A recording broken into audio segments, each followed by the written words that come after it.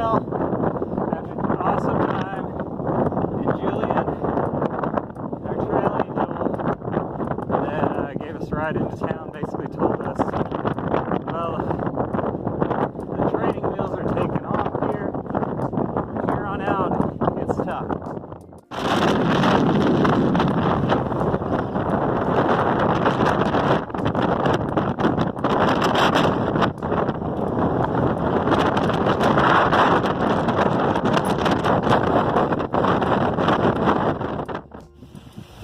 It is windy as can be, but at least there's beer and black bean tacos.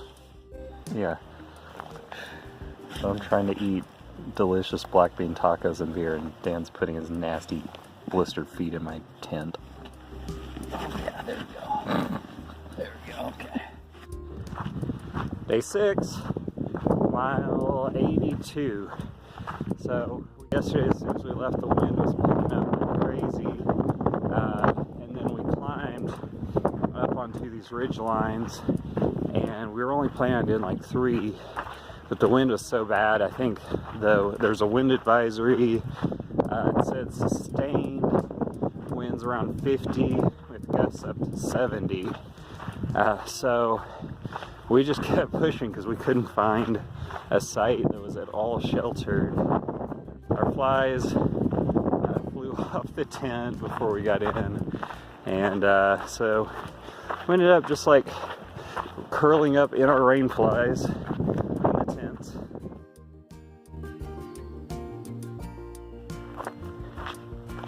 Trekking right along here. It's about 10 o'clock and we've done 6.5 miles today. Just stopped at a water cache and pushing on the last 10 miles to camp.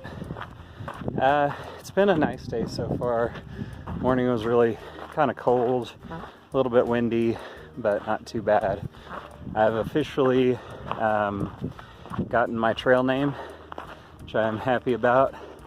So from here on out, I'm Ashes, after the incident in my previous video with the urn. So I kind of like it. A lot of the reason I'm hiking out here is because of my broken femur, fibula, and ankle. Happened back in 2013.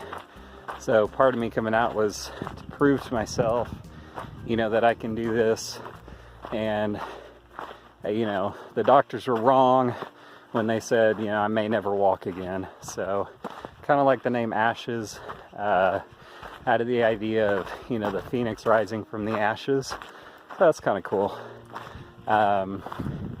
Yeah, trekking on 10 more miles.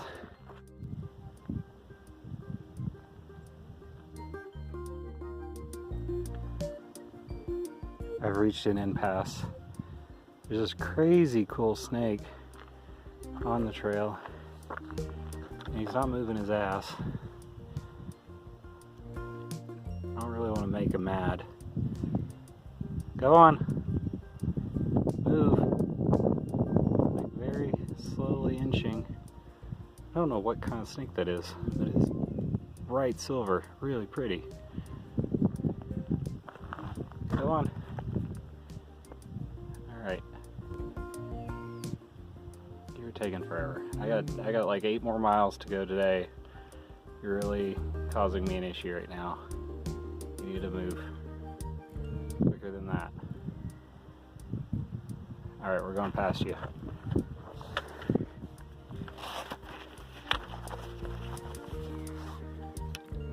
And quick.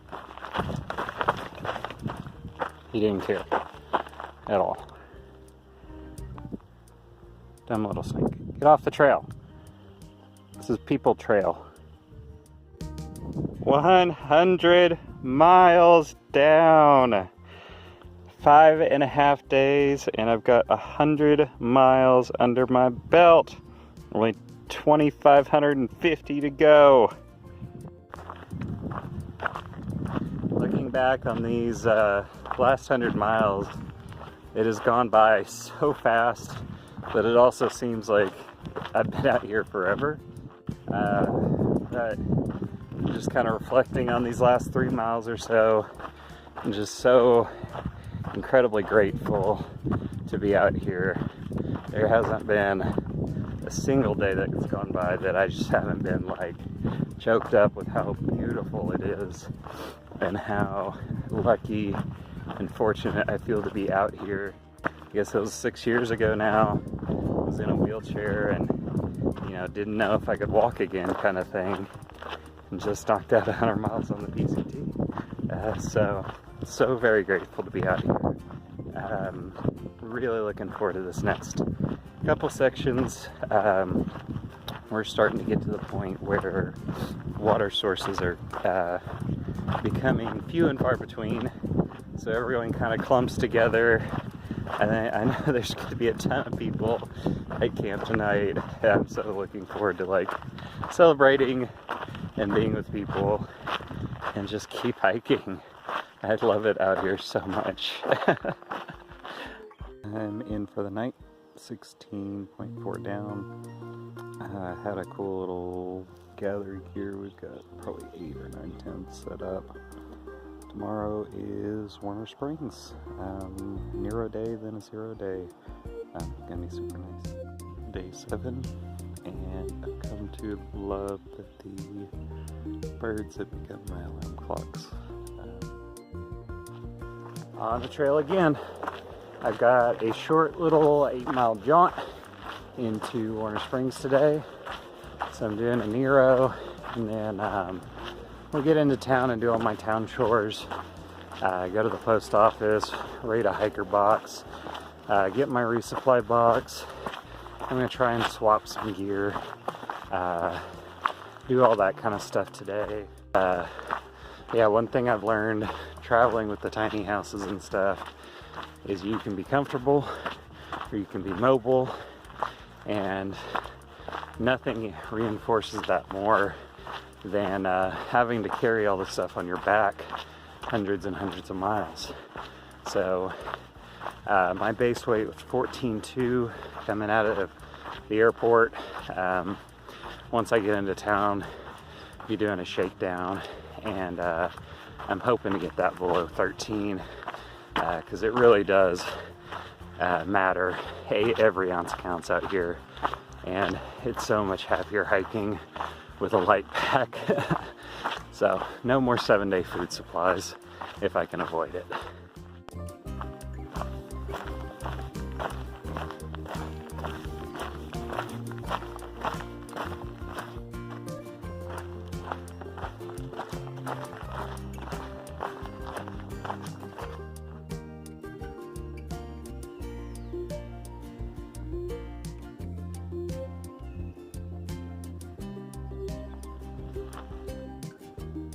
It's a little bit of Eagle Rock for you at Eagle Rock. I wanna fly like an eagle to Canada, fly like an eagle where this trail carries me. I want to fly, fly, fly, fly, fly, fly.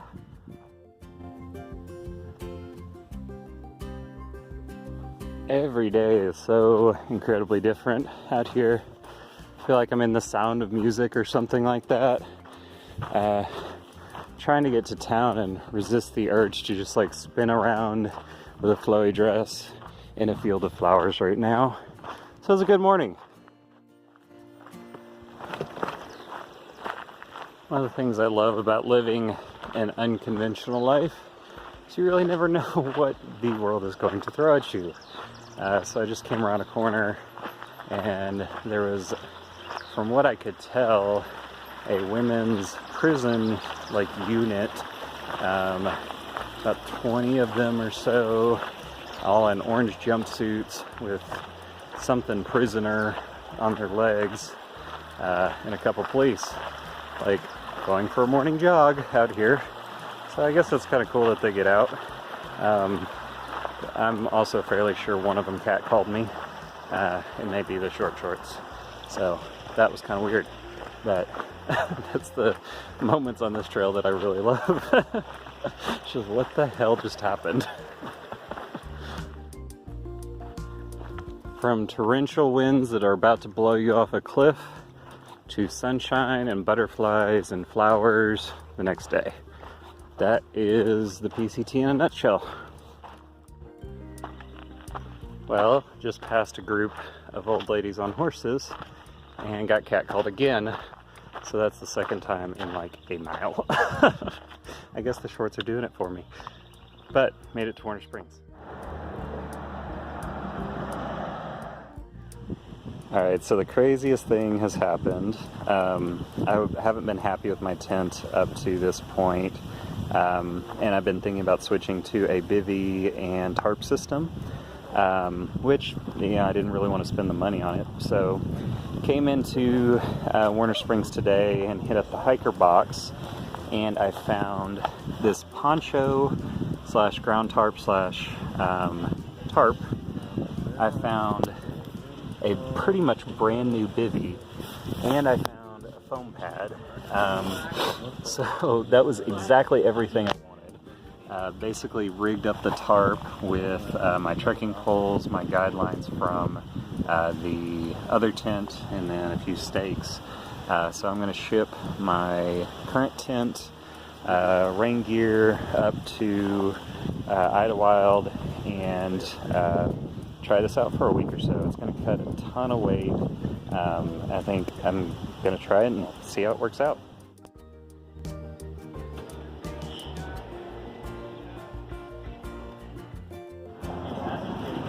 Good walk, yeah. Good walk, good walk.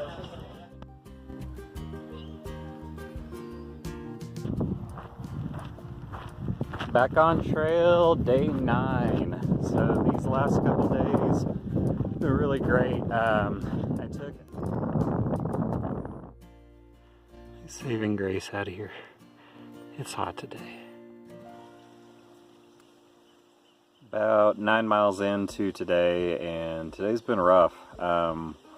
It's always hard kind of coming off a 0 day and coming out of a resupply just because your bag's so heavy with like 5 days worth of food.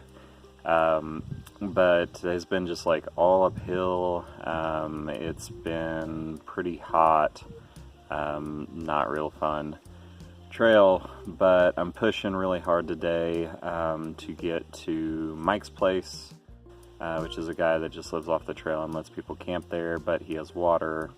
Good morning, everyone. It is day 10, and I didn't make it as far as I wanted to last night. I was about 2 miles short, but it started getting dark, and I didn't want to push 2 miles in the dark and set up, considering I got a brand new setup on pretty much everything in Warner Springs. But I wanted to give you guys a little tour of my house.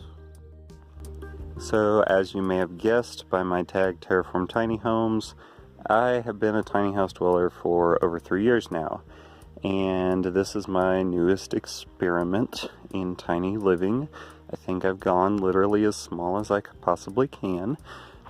This is the bivy that I picked up in Warner Springs, and I've kind of liked it. I mean, it's not the most comfortable thing in the world, but for how lightweight it is, it's pretty good.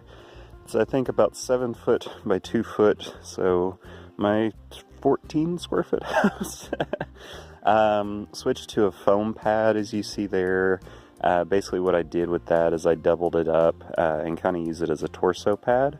And it's not the most comfortable thing in the world, but what I like about it is I can use it throughout the day. Don't have to worry about it popping. Use it as a yoga mat, which I've missed having one of those quite a bit.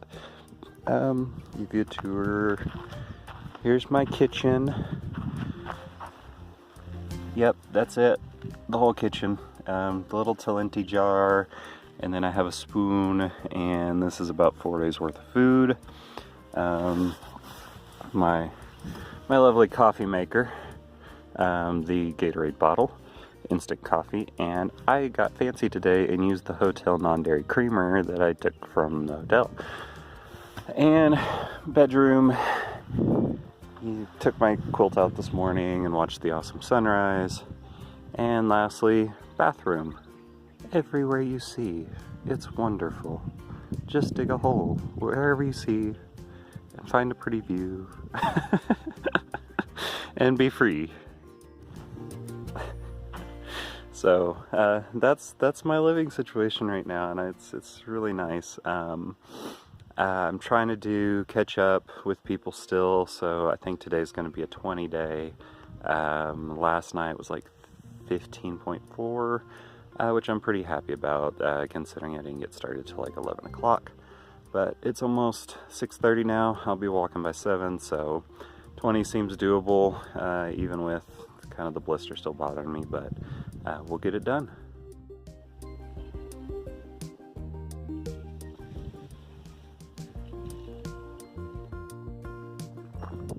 A lot of people say that kind of when you're out on these hikes, that it's a job. And you got to put in your 8 hours or 10 hours or 12 hours or whatever it is, day in and day out. And that's the only way to get to Canada. And these last 2 days have definitely been feeling like that. I did like 15.4 yesterday. The only people I passed was Iron Giant and Captain Fantastic, which they're a good couple, but they're doing like 11-mile days. Today I did catch up with the group that I've been circling around, so that's good. But the blister I thought was gone, it's definitely not. I think it's grown, so that's kind of hurting. And got probably another 7 miles to go today, and then San Jacinto, who knows what's happening there yet. But it's a job.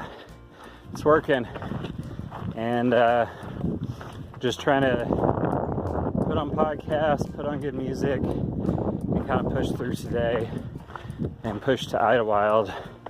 I may end up resting there a little bit, but yeah. We'll get there. I came to a road crossing, and there was some trail magic, and it was Twerk, his Instagram, Twerk in the Dirt, and he does Hiker Vogue, so he's kind of famous in the hiker community. Does some really cool stuff, doing trail magic. So we had 11 of us. We're up super late, beer and food and everything, and all kind of crashed pretty much on the road.